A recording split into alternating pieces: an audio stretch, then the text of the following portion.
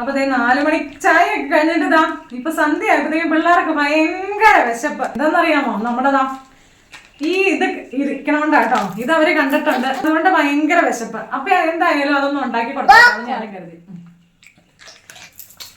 അപ്പൊ നമ്മുടെതാ കുക്കർ നന്നായിട്ട് ചൂടായിട്ട് വന്നു. എല്ലാരും മാറിക്ക ഉണ്ടാക്കി കഴിഞ്ഞ് ഞാൻ പറഞ്ഞേക്കാട്ടോ.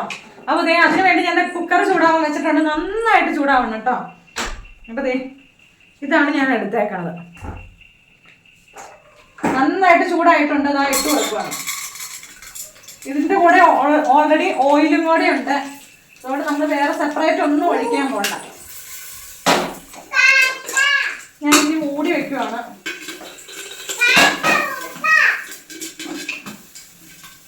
നല്ല പൊട്ടണം കേട്ടോ.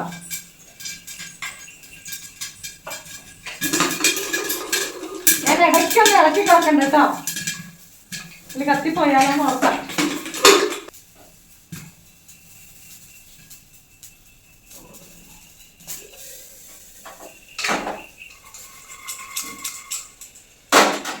കണ്ടോ, എല്ലാം റെഡി ആയിട്ടുണ്ടേ. എന്താ പൊന്നോ, കണ്ടോ നമ്മുടെ പോപ്കോൺ റെഡി.